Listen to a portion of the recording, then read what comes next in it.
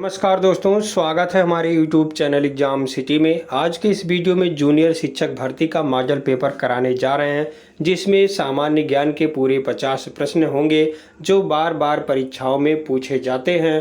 तो इन प्रश्नों को रट लीजिए, बहुत ही इम्पॉर्टेंट प्रश्न हैं। जीके, करंट अफेयर्स और रीजनिंग जो 50 प्रश्न होंगे।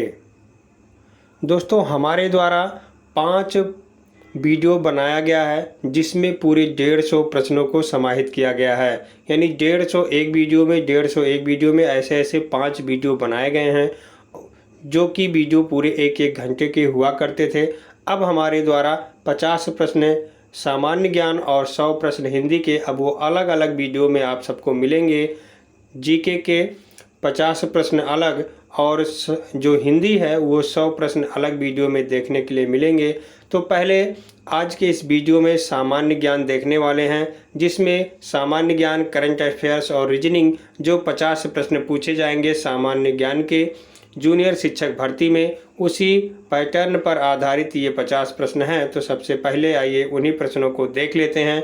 लेकिन इससे पहले छोटी सी रिक्वेस्ट है, अभी तक हमारे यूट्यूब चैनल एग्जाम सिटी को सब्सक्राइब नहीं किए हैं तो प्लीज़ सब्सक्राइब कर लीजिए और शेयर तो कर ही दीजिए, वीडियो को लाइक कर दीजिए। तो आइए दोस्तों, वीडियो शुरू करते हैं।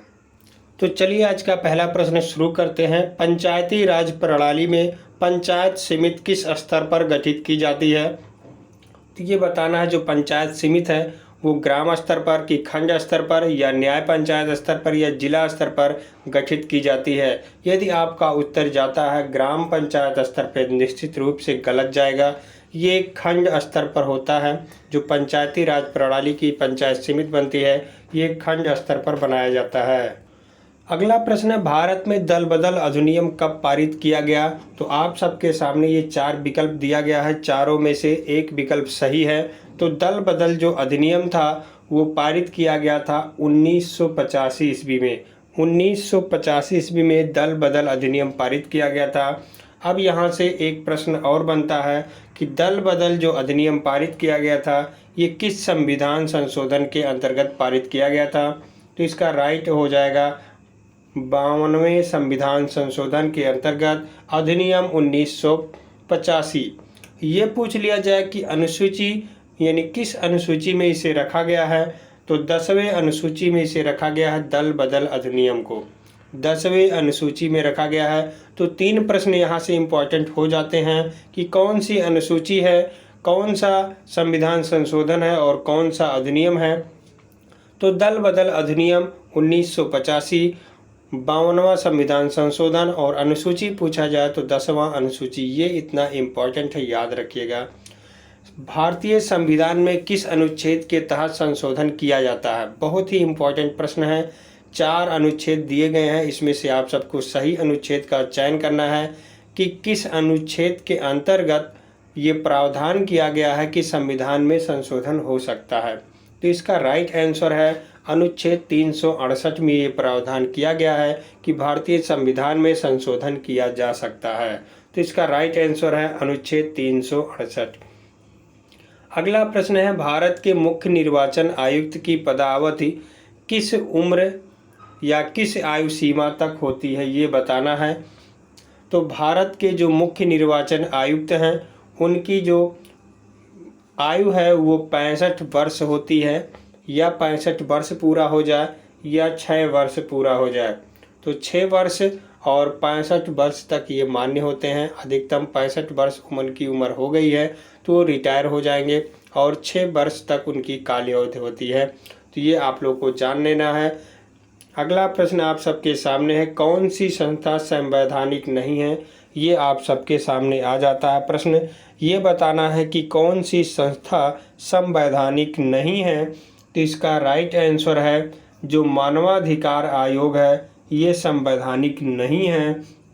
ये 12 अक्टूबर 1993 में लागू किया गया था, 12 अक्टूबर 1993 में। और संविधान कब लागू हुआ था? 26 जनवरी 1950 को।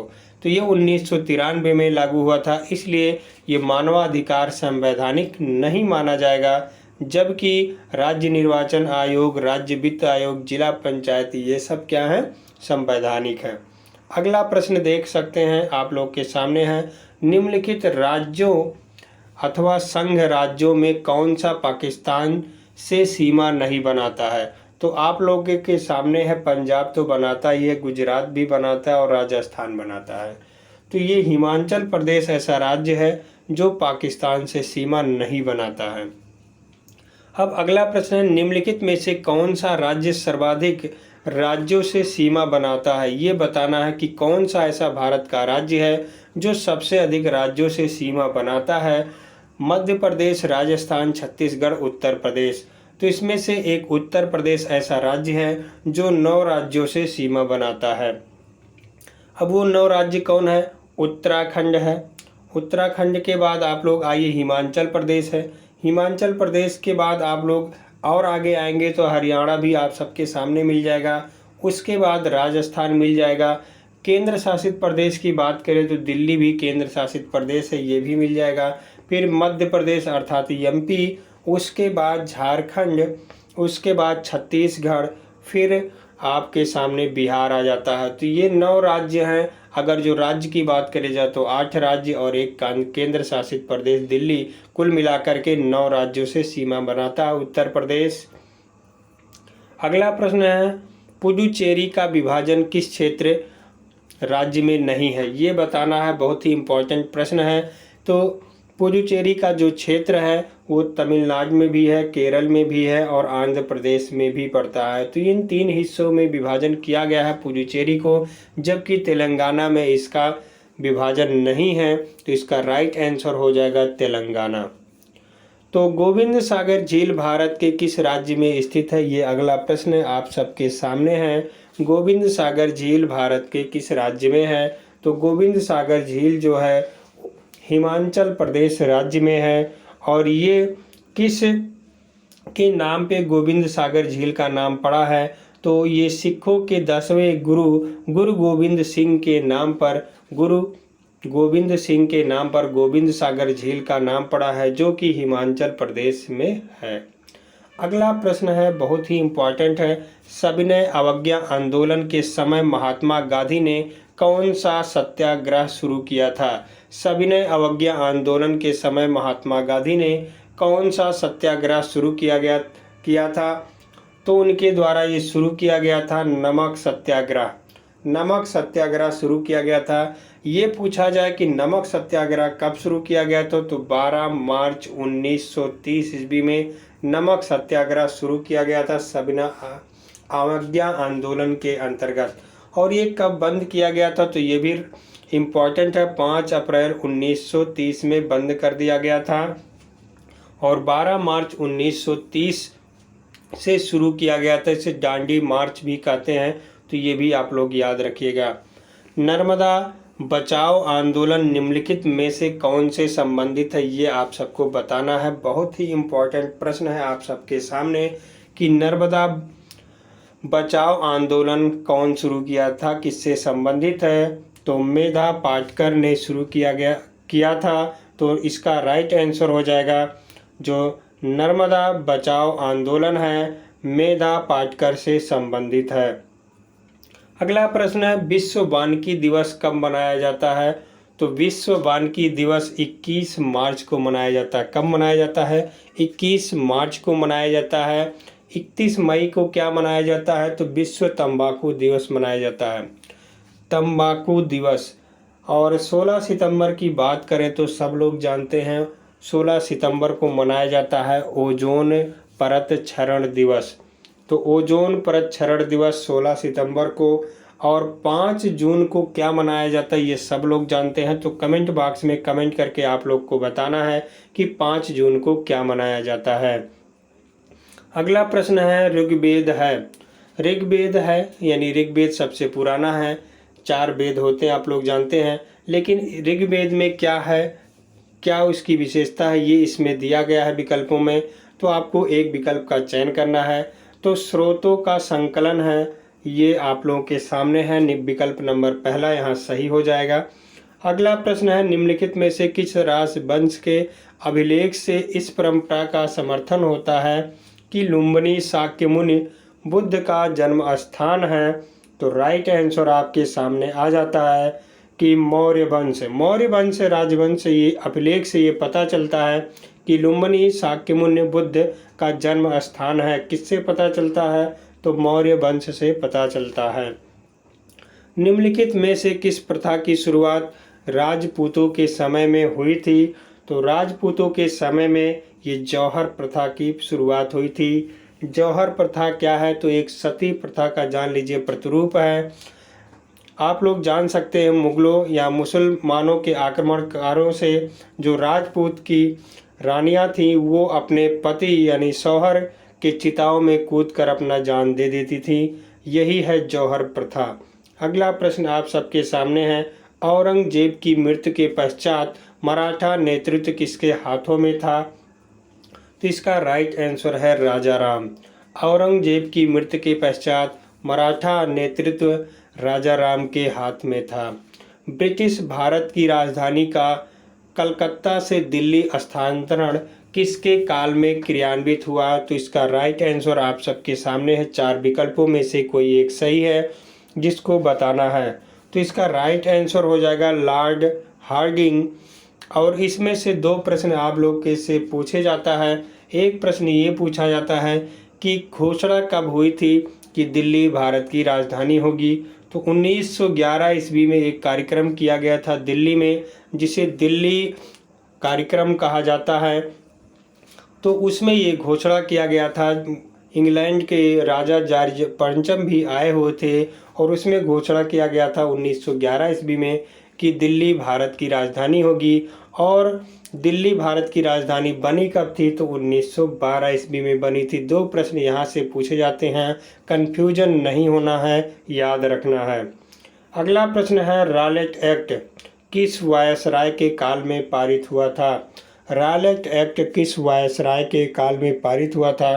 तो लॉर्ड चेम्सफोर्ड के शासनकाल में पारित हुआ था 1919 ईस्वी में, बिना वकील बिना दलील जेल भेजने के लिए लॉर्ड चेम्सफोर्ड के शासनकाल में ये पारित हुआ था। अगला प्रश्न है, विज्ञान से संबंधित है, गुरुत्वाकर्षण के सार्वभौमिक नियम का प्रतिपादन किसने किया था? आप लोग के सामने है। विकल्प नंबर न्यूटन सही हो जाएगा। न्यूटन ने गुरुत्वाकर्षण संबंधित 3 नियम दिए थे, आप लोग जानते ही होंगे। तो अगला प्रश्न है, निम्नलिखित में किसके लिए माध्यम की आवश्यकता नहीं होती है? यानी बिना माध्यम के कौन चल सकता है? तो बिना माध्यम के आप लोगों के सामने है विकिरण। विकिरण जो प्रकाश चलता है वो विकिरण के माध्यम से ही चलता है और जानते हैं प्रकाश के चलने के लिए किसी की माध्यम की आवश्यकता नहीं होती है, इसलिए विकिरण इसका राइट आंसर हो जाएगा। अगला प्रश्न है आप सबके सामने, भारतीय संविधान में समानता का अधिकार 5 अनुच्छेदों द्वारा स्वीकृत है। तो वे 5 अनुच्छेद कौन से हैं आप सबको बताना है। तो समानता का जो अधिकार दिया गया है 5 अनुच्छेद वो है 14 से 18। 14 से 18 के अंतर्गत समानता के 5 अनुच्छेद हैं। इसका राइट आंसर है 14 से 18। निम्नलिखित में से कौन सा जल से हल्का तत्व है, ये बताना है कि जल से हल्का कौन सा तत्व है। तो इसका राइट आंसर है सोडियम। सोडियम जल से हल्का तत्व है, इसलिए सोडियम जल में तैरता भी आप लोग जान सकते हैं। अगला प्रश्न है, लाल रक्त कणिकाएं मुख्यतया बनती हैं। लाल रक्त कणिकाएं ये कहाँ बनती हैं, ये बताना आप सबको। तो अस्थि मज्जा में बनती हैं लाल रक्त कणिकाएं। और इनका मृत्यु कहाँ होता है? तो आप लोग जान सकते हैं प्लीहा में इसका मृत्यु होता है। आरबीसी का कब्रिस्तान किसे कहा जाता है? बहुत बार प्रश्न में पूछा गया है। तो प्लीहा को आरबीसी का कब्रिस्तान कहा जाता है। जन्म कहाँ होता है? मुख्यतया बनती कहाँ है? तो अस्थि मज्जा में। और मृत्यु कहाँ होता है? तो कहाँ होता है? प्लीहा में। कब्रिस्तान प्लीहा को ही कहा जाता है आरबीसी का, तो ध्यान रखिएगा। निम्नलिखित में से कौन सा रोग वायरस द्वारा होता है? तो चारों में से कौन सा वायरस द्वारा होता है ये आप सबको बताना है। तो हेपेटाइटिस जो रोग है ये जो होता है वायरस द्वारा होता है। हेपेटाइटिस वी जो होता है वायरस द्वारा होता है। हेपेटाइटिस चाहे ए हो चाहे बी हो चाहे सी, सब कुछ वायरस द्वारा होता है और बच्चे के जन्म के बाद ही हेपेटाइटिस बी का टीका लगाया जाता है। आप सबके सामने आ जाता है डिप्थीरिया और हैजा, ये जीवाणुओं के काटने से यानी जीवाणुओं द्वारा फैलता है, और जो मलेरिया है ये मच्छरों के काटने से फैलता है और परजीवी से होता है। तो कौन से परजीवी इसके मलेरिया के उत्पादक में भागीदार हैं? तो प्लाज्मोडियम परजीवी है जो मलेरिया होता है जिसके कारण। अगला प्रश्न है, निम्नलिखित वृक्षों में कौन सा पारिस्थितिक तंत्र का मित्र नहीं है? आप लोगों के सामने है। तो इसका राइट आंसर है यूकेलिप्टस राइट आंसर है। अगला प्रश्न है, भोपाल गैस त्रासदी से संबंधित यौगिक का नाम क्या है?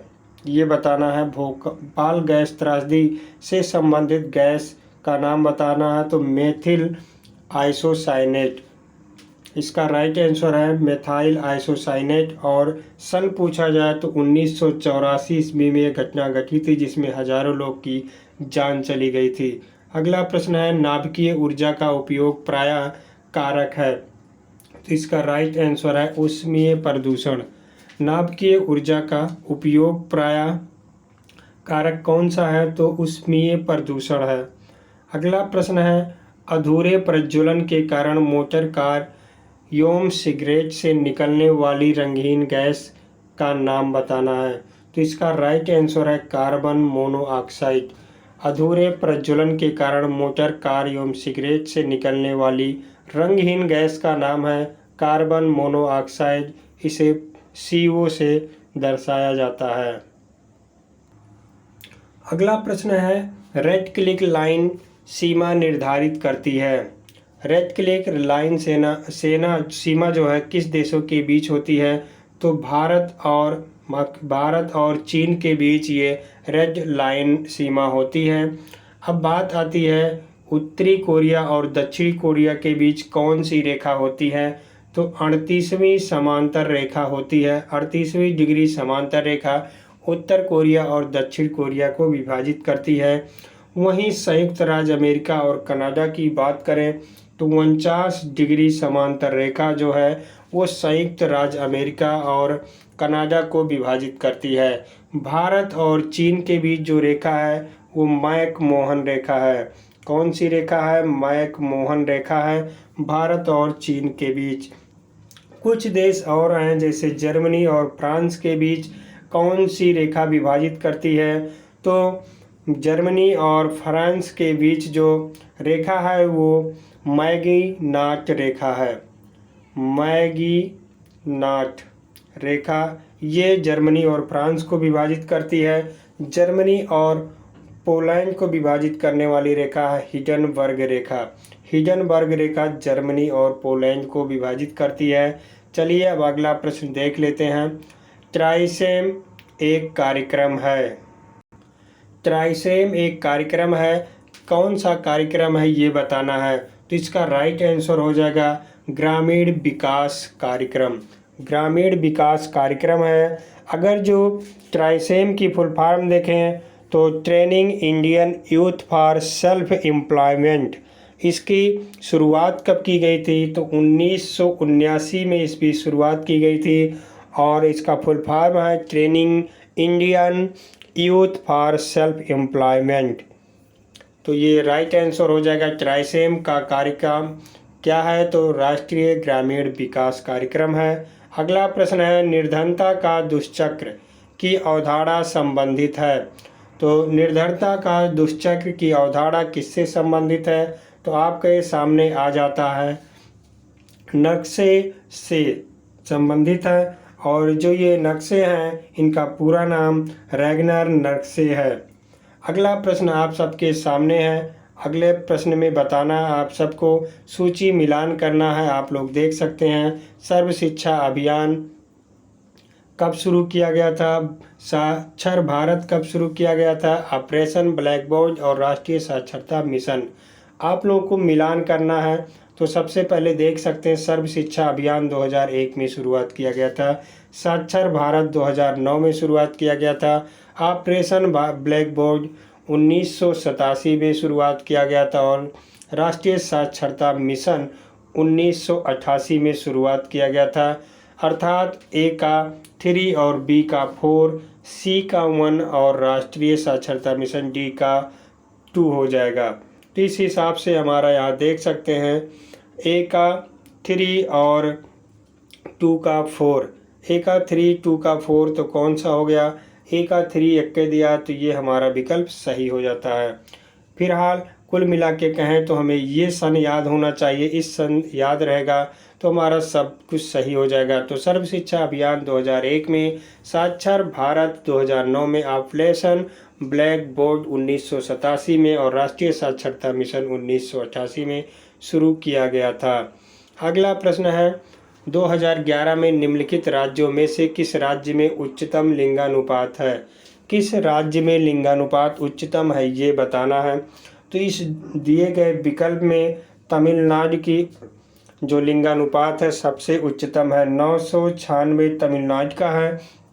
बात करें आंध्र प्रदेश का तो 993 है और कर्नाटक का 973 है और ओडिशा जो दिया है तो 979 है। ये बात हो गई जो विकल्प दिया हुआ है। लेकिन ऐसे अगर जो प्रश्न है किस पूरे भारत में लिंगानुपात सबसे ज़्यादा किसका है, तो राइट आंसर केरल हो जाएगा, 1084 सबसे ज़्यादा लिंगानुपात केरल का है। यदि पूछा जाए सबसे कम लिंगानुपात किसका है तो हरियाणा का है, हरियाणा का लिंगानुपात सबसे कम है। पूछा जाए कितना है तो 789 है। एक प्रश्न और यहाँ से आएगा कि भारत का लिंगानुपात कितना है, तो भारत का लिंगानुपात 943 है और उत्तर प्रदेश के रहने वाले हैं, उत्तर प्रदेश में परीक्षा देंगे खासकर जूनियर शिक्षक भर्ती में, तो आपको उत्तर प्रदेश का भी पूछा जा सकता है कि उत्तर प्रदेश का लिंगानुपात क्या है। तो उत्तर प्रदेश का लिंगानुपात 912 है। अब लिंगानुपात से संबंधित और कौन से प्रश्न पूछे जा सकते हैं, सबसे ज़्यादा प्रश्न यहीं से आते हैं। चलिए और अब आगे देख लेते हैं। अगला प्रश्न, राष्ट्रीय जलमार्ग 1 जोड़ता है, राष्ट्रीय जलमार्ग 1 जोड़ता है, किसको जोड़ता है, किसको किसको, तो इलाहाबाद से हल्दिया को राष्ट्रीय राजमार्ग 1 का दर्जा दिया गया है। इसकी कुल लंबाई देखा जाए तो 1620 किलोमीटर है, इसकी कुल लंबाई 1620 किलोमीटर है। राष्ट्रीय जलमार्ग 2 की बात करें तो यह है सदिया और धुबरी, सदिया और धुबरी के बीच 2 राष्ट्रीय जलमार्ग है, वो 2 है, राष्ट्रीय जलमार्ग 2 और इसकी कुल लंबाई है 891 किलोमीटर, 8 से 91 किलोमीटर राष्ट्रीय जलमार्ग 2 सदिया से धुबरी। तीसरा राष्ट्रीय जलमार्ग जो है वो है कोल्लम से कोट्टापुरम तक और ये राष्ट्रीय राजमार्ग 3 है और इसकी लंबाई कुल 365 किलोमीटर है। और चौथा राष्ट्रीय राजमार्ग यह है काकीनाडा से पुडुचेरी तक और इसकी कुल लंबाई है 1078 किलोमीटर। तो ये आप सबके सामने चारों विकल्प है, चारों विकल्प की लंबाई राष्ट्रीय जलमार्ग बता दिया गया। अगला है निम्नलिखित में से कौन सा अलवार संत नहीं है, तो ये आप सबके सामने है। हिंदी में कई बार आप सबको बताए हैं, अगर जो 5 वीडियो देखे होंगे कि अलवार भक्तों की संख्या कितनी है, तो अलवार भक्त कुल 12 हैं। लेकिन ये जो विकल्प दिया गया है इसमें कौन सा अलवार संत नहीं है, तो तिरुज्ञान जो है ये अलवार संत नहीं है, बाकी पोएगई, पूजम और तिरुमंगई ये अलवार संत हैं।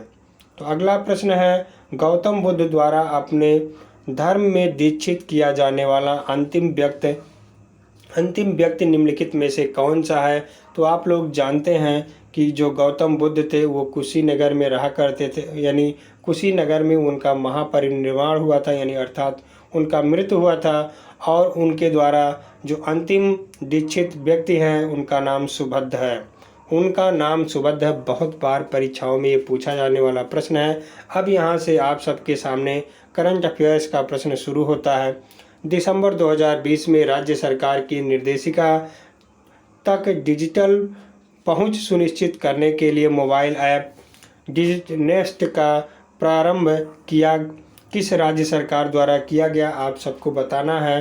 तो इसका राइट आंसर है पंजाब, पंजाब के द्वारा किया गया। पंजाब के सीएम का नाम पूछा जाए तो कैप्टन अमरिंदर सिंह और गवर्नर का नाम पूछा जाए तो विजेंद्र पाल सिंह बदनौर, विजेंद्र पाल सिंह बदनौर ये पंजाब के गवर्नर हैं और सीएम हैं तो कैप्टन अमरिंदर सिंह।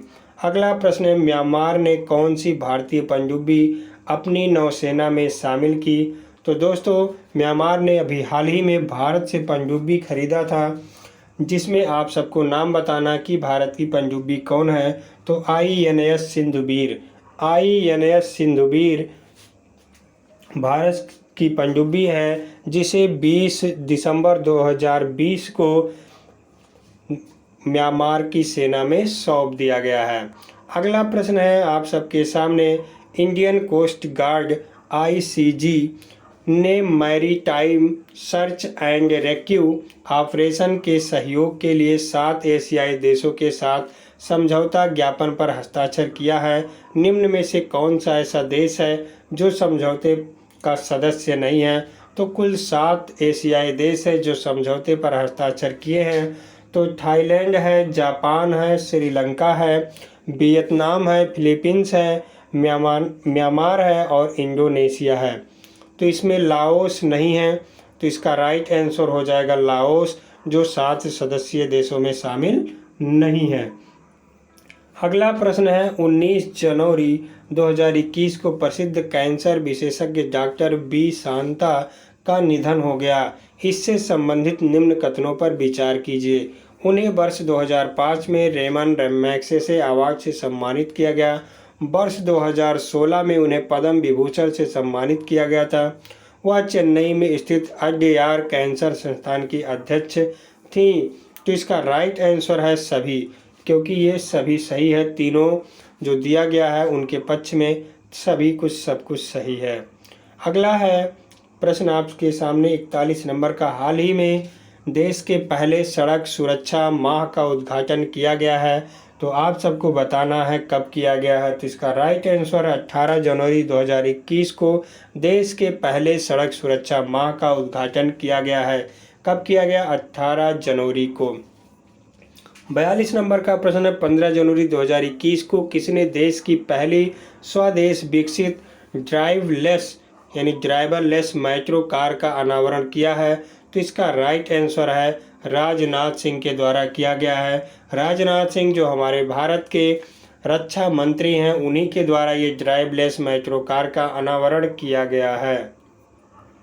अगला प्रश्न रीजनिंग का आ जाता है आप सबके सामने, निम्नलिखित में से संबंधित संख्या युग्मों को चुनिए। यानी जो किसका संबंध 7 से है, यानी 7 का संबंध जो 49 से है, उसी प्रकार 11 का संबंध होना चाहिए, यह बताना है। तो 7 सते 49, तो 11 11 121, 121 सही हो जाएगा। अगला प्रश्न आप सबके सामने है, जूनियर शिक्षक भर्ती में ये बहुत ही सिंपल रीजनिंग आएगा, इससे कठिन नहीं आएगा रीजनिंग। कोडिंग डिकोडिंग का प्रश्न है, MONEY को ZDONN लिखा जाता है, तो RATED को क्या लिखा जाएगा? देख सकते हैं यम को एन, यहाँ से आइए, यम को एन, यम के बाद एन आता है यानी एक प्लस हुआ, ओ के बाद एन यानी एन के बाद ओ आता है।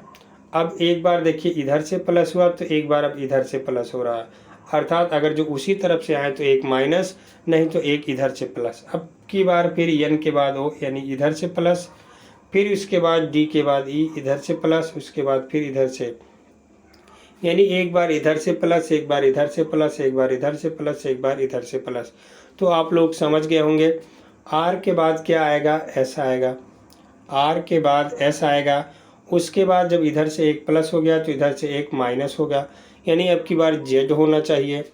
तो यस के बाद जेड, यानी यस लास्ट में यही है, तो जेड के बाद क्या होना चाहिए? ए।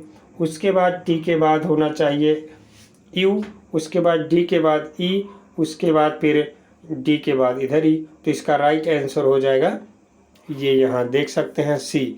एक बार इधर से प्लस, एक बार इधर से प्लस, यहाँ भी वही नियम लगेगा। अगला प्रश्न है, विकल्पों में विषम अक्षर युग्म का ज्ञात कीजिए, यानी विषम को चुनना है। तो CY यानी C से Y तक कितना माइनस हुआ है? 4 माइनस हुआ है। N से Z तक यहाँ भी 4 माइनस हुआ है। R से N तक यहाँ भी 4 माइनस हुआ, लेकिन वही RN दिया है, यस N यहाँ दे दिया तो यहाँ 5 माइनस हुआ, तो यही क्या हो गया? विषम हो गया। अगला प्रश्न है, बात करें अगले प्रश्न की, तो यहाँ भी कोडिंग डिकोडिंग का प्रश्न है। दिए गए विकल्पों में विषम शब्दों युग्मों में चुनिए। अब यहाँ ये दिया हुआ है ये, और इसको बनाना है।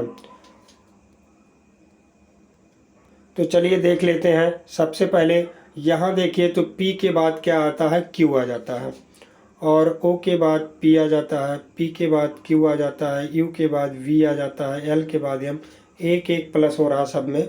तो F के बाद क्या आएगा, G आएगा, A के बाद B आएगा, उसके बाद M के बाद N आएगा, O के बाद P आएगा, U के बाद V आएगा, S के बाद T आएगा। तो ये हमारा D विकल्प सही हो जा रहा है। एक एक प्लस कर देना था और कुछ नहीं करना था। अगला प्रश्न है, हंस का जन्मदिन सोमवार 5 जून को है। यदि तुषार का जन्मदिन 11 दिसंबर को हुआ था तो उसी वर्ष तुषार का जन्मदिन सप्ताह के किस दिन पड़ेगा। तो 5 जून को हुआ था।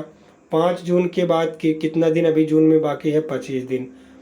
25 दिन बाकी है। 25 दिन में 7 से भाग देंगे तो 4 बचेगा। अब 4 हो गया जून में। जुलाई में होता है 31 दिन, 7 से भाग करेंगे तो 3 शेष बचेगा। अगस्त में भी 31 का होता है, 3 हो गया। अगस्त के बाद आपका सितंबर आता है, यहाँ भी 30 होता है तो 2 हो जाएगा शेषफल। उसके बाद अक्टूबर में आपका 30 होता है तो 31 होता है, और 31 में शेषफल कितना होता है, 3 होता है। उसके बाद आप सबका अक्टूबर के बाद नवंबर आएगा। नवंबर में 2 होता है क्योंकि 30 होता है, 30 7 चौक 28, 2 बचता है। उसके बाद दिसंबर आएगा। दिसंबर में 11 पूरा जोड़ लेंगे। अब आप लोग के सामने ये पूरा टोटल जोड़ लीजिए। अगर जो आप लोग का ये देख लीजिए 4 3 7, ये तो कट गया पूरा। अब 3 3 6 2 8 यहाँ हो गया, 8 2 10 हो गया, और 10 और ये 11 21 हो गया। 21 में 7 से भाग करेंगे, शेषफल 0 आ गया। अर्थात जो 5 जून को दिन था वही सोमवार 11 दिसंबर को भी होगा, यानी सोमवार 5 जून को था तो सोमवार को भी दिसंबर होगा। आप ऐसे भी कर सकते हैं कि 25 इसमें था, प्लस 31 जुलाई में, 31 अगस्त में, और 30 सितंबर में, फिर अक्टूबर में भी 31, नवंबर में 30 और दिसंबर में 11, सब कुछ जोड़ के 7 से भाग कर देंगे, शेषफल 0 आएगा। उसके बाद सोमवार सही हो जाएगा।